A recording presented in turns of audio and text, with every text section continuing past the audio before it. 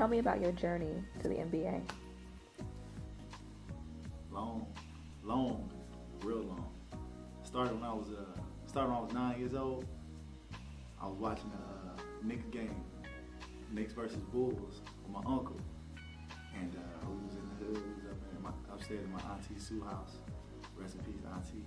And the game came on. And, I was just trying to watch cartoons, and my uncle was like, "I'm about to watch the game," and I heard the music, and the music was so catchy that it got me intrigued on what he was watching. I don't even think I was in the third grade. I take that back. I was like 6. I was like 6 years old. I think I was like with kindergarten. Was that kindergarten? First grade, whatever. I remember I was 6. That's when we were staying with my auntie. And I heard the music, and it was like that.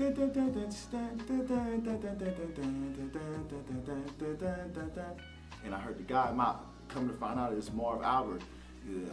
You watching the NBA on NBC, Knicks versus Bulls. And I was like, oh, what is this? What is this? I went in and watched it with him, and if I'm not mistaken, I could be wrong, but I know somebody gonna go back and check the date, from my age to when it happened. I think that was the game where Michael went and fake baseline and went back and dunked Patrick Ewing, and kind of intrigued my whole thought process of basketball. And growing up, I just was really kind of like the second tallest to all the kids in my age group, but I really wasn't good. I could just shoot, and I really didn't play with older kids or play a lot because it was just like I didn't have the time or the wherewithal to go out there and just try to be liked all the time. You know what I'm saying? And try to get on a team and try to play. So I just used to watch basketball. I loved it though. I used to play on video games. I used to watch it until probably 9 or 10 years old, when one of the guys that my uncle grew up with had a traveling team or whatever. And he was like, "Yes, your nephew play ball, don't he?" He was like, "You like him, he don't play." And that was my first traveling team. That was my first organized basketball league. It was the Carson. We had the Michigan colors, the blue and yellow. And it was Carson something, I forget the name of it. I went out there and I was sorry. I scored maybe 2 points a game, maybe. And I'm out there just playing. And all the other kids, they got they got a little knack. Like this one guy, he was real good at dribbling. His name was Eddie. He played on our team. He was a little dark-skinned point guard. And he was real good at dribbling. He just could dribble around the whole team and just You got another kid that could touch the backboard. Come on, who could touch the backboard at 11 years old? He was touching the backboard, so I was looking at these kids like, man, these guys are acceptable. They're pretty good. And then I would go back to school and play basketball. Time progressed. Every year I got better. To this day, to this very day, 24 years old, since I was 9 years old, I've gotten better in basketball every single year. I've never been in a standstill.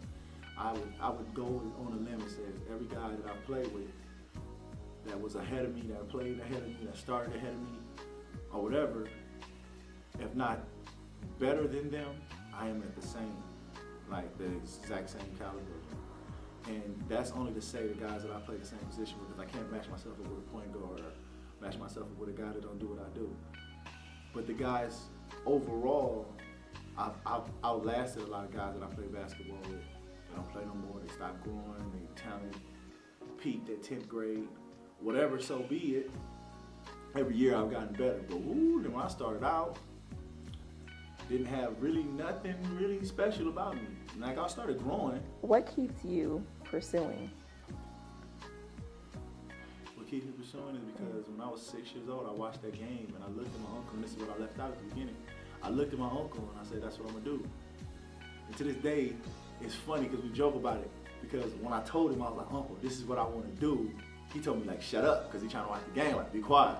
Trying to watch the game, big floor model TV, we sitting in front of it, and I'm sitting there talking about what I want to do in 20 years, and he's trying to watch the game, what's more important, That's it. When I was that little kid, that's the only thing that's in my mind, in my heart, in my soul that I want. That's it.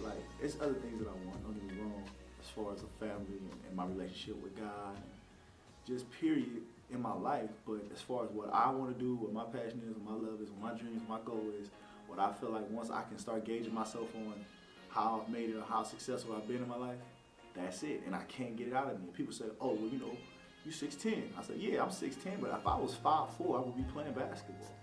I would be in the same situation trying to do the same thing, because it's the only thing that I feel 100% I fit. I can sing, and I can do all the music stuff and rap, Oh, you make can people sing. laugh. No, seriously. I can do all that stuff, but all that feels like okay, like 75, 80%.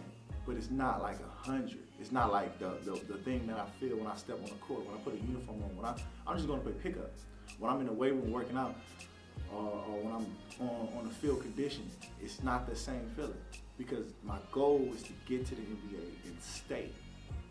And I know that doing all those other things ain't my love. It's not my love. It's not the passion that I feel when I put a basketball uniform on or when I play on the court. It could be anything. It could be when the lights is on and I'm playing in the D League, or if I'm at Cincinnati and we playing against Georgetown or Syracuse, or it can be with just going to play with my partners. Just that 2 hours, that 1.5 hours of just playing pickup running down the floor. It's nothing like it. It's nothing like it. And that's, in my mind, what I know, that's what's for me. Basketball. And it's, it's funny, it's not even my favorite sport. I don't even like to watch basketball as much as I like to watch football. That's pretty ridiculous, huh? Yeah. It's pretty ridiculous. But you know why though? Because as an athlete, as a high performing athlete, I like to call myself, and I like to show it. It's interesting to see somebody do something that you know you can't do like they can do. Like, so you become a fan. Because I know I couldn't take the hits that Terrell Owens takes. I know I couldn't run as fast as D'Angelo Hall. You know, I know I couldn't throw as precise as Tom Brady does. You know, I couldn't make the reads that Peyton Manning makes in the pocket. So when you watch football, you become a fan because you know how skilled these guys are, how blessed they are as far as talent and their strength and their speed and their thought process and their reaction. Because you know, on your end, when you're out on the basketball court, it's so much more than just running and jumping what people see. And so I look at football and it's just like, wow. Because I played football for 2 seconds, 8th grade. Went across the middle, and you know, I stretched out, catch the ball, and you know, the Samoan dude put the pads on my ribs, and shit, when I got up, I was playing basketball, they ain't saying, doing my thing, because it hit me hard.